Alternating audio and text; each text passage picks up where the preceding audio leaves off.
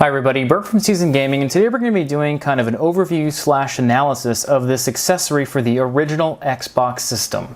So what is this? This is a new HDMI cable that goes straight from your original Xbox to the HDMI port.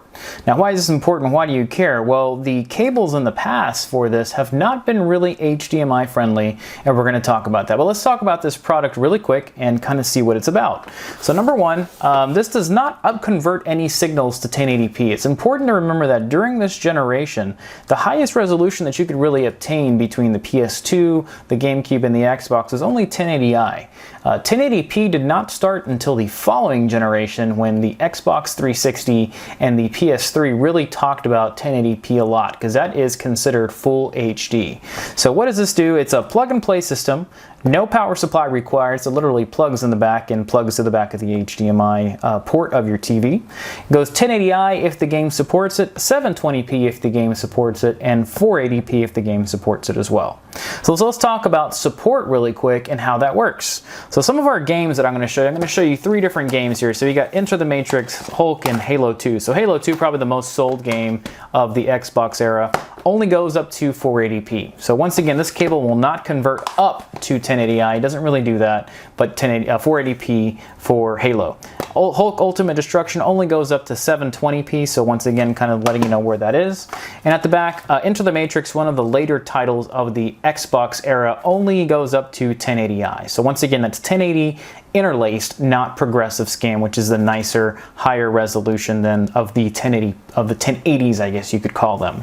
So let's take a look at the cable and see what we're working with here. So once again, it is plug and play, so nothing too special. I've already opened this, so this isn't some crazy unboxing. But the main thing about the instructions is how to plug it into the Xbox and how to plug it into your TV. But the other thing that's important here is that you set your Xbox to the high resolution modes that have to be enabled. If you simply plug it into the back of your Xbox, plug it into your TV, you're going to be kind of let down when you notice that it's not that different. But make sure that's set. So that's the important thing. Again, I already opened this up before, so this isn't really an unboxing as I mentioned. But what do you get here? So you get your port that plugs into the back of the Xbox, and you get your HDMI port. So this literally plugs in. You have a little box in the middle that gives you a green light when you're plugged in. So pretty simple, literally plug and play, and there you go. We'll do a comparison as to the differences between them. But what has been available in the past for the Xbox? So you have your standard composite cables, once again, same port.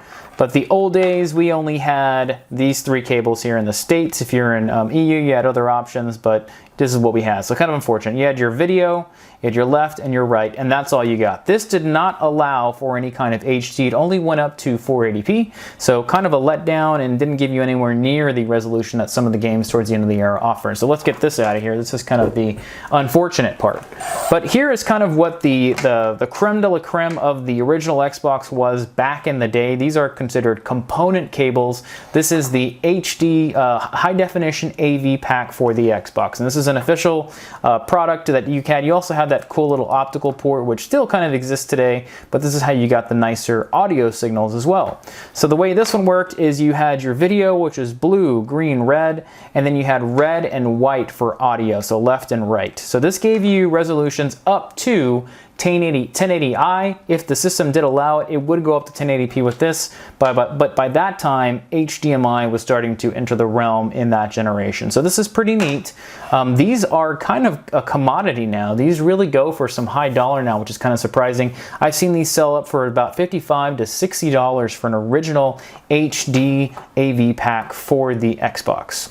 Now, until this new cable came out that we're kind of highlighting today, we had little products like this. So this here is the Fossman component to HDMI converter. Now this only takes your component cables and then sends out an HDMI out cable. You do have to have this plugged into the wall though, so that is kind of a downside. Now these are kind of pricey depending on how you want to look at it. So you're looking at around 25 to 50 bucks on this depending on how good of a product you get. You're looking at your cables of these, which are going to run you once again about 40 to 50 bucks depending on what you find. And then this, so you're immediately somewhere in the $80 to $100 range just for these two. So if you're a big original Xbox owner, this was kind of a pricier thing if you haven't bought these before.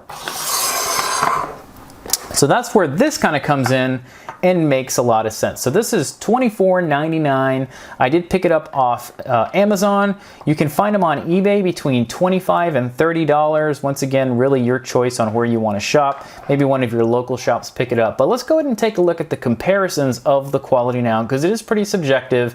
And once again, none of the solutions that I've showed here are going to convert your signal to something as silly as like a 4K or a 1080p or 1440 or anything like that. These are simply to give you the signals that the Xbox games are designed for. There is solutions for converting your signals, but that is a lot pricier of an option, and we're not going to really talk about that today. All right, everyone, this is the main menu of the Xbox. So if you have not played the Xbox in a while, you can kind of take a look at this. We have all of our old screens. Xbox Live no longer connects, but the main thing I wanted to show here is the settings area. So to make sure you have your HD settings on when you're putting this on, you want to go to the HD settings. Here you have 480p, 720p, 1080i, and obviously if you're running widescreen or whatever the case is that you want to use. Make sure you have that set on when you're using either cable. Yeah, as we watch the screen, it's important to keep in mind that we're only getting a 480p signal here. The resolution that we are seeing here is 720 by 480. Now, this is just one of the scenes we'll take a look at. You can see some of the jaggies everywhere. But this does look pretty good for kind of an older game. I will go ahead and try to speed up and kind of get out of here and move around. But immediately you can kind of see some cleanup. Now, once again, the converter is actually a pretty good option for us here. This does look, it looks kind of, it is what it is. I mean, the old Xbox did put out some interesting graphics for its time. But let me go ahead and switch over to the other cable. Now, in taking a look at this, you can pretty much see the same stuff. Really hard to tell there's a difference between the two of them, but it looks still pretty good. We are still getting the 720 by 480 signal that we're hoping for here, so that's kind of a good thing. It looks nice. I mean, it's once again, you're not going to get any increased graphics or anything, but it is a nice port to simply be able to add that cable into this one and be able to kind of see everything. So you know, it looks pretty good. I didn't see any downside to using this one over the converter side. So hopefully you're able to see the difference between the two, but the good thing is we are getting the HDMI signal with no converter, with no cables. Once again, one cable. Let's switch up to another game that's got a higher resolution here for us. Okay, this is the opening level of the game, and in looking at this game, the resolution this one runs at is 1920 by 1080. Now this 1080i, once again, this was kind of a big deal for back in the day at this specific time. It is pretty cool as far as the game goes if you like the Matrix. Otherwise, it's not the best game around. Now this one is running with our HDMI cable, just so you can kind of be aware of this is not with the converter. And it looks pretty good. I mean, 1080i, I mean, this is kind of an old generation, so for it to kind of look as clean as it does, I mean, we're not getting any kind of awesome graphics anywhere or seeing anything amazing, but it does run pretty good for the generation. It is pretty cleaned up. So once again, this is with the pound cable. Let's go ahead and switch over just for the HDMI converter, just for comparison to see what we're working with.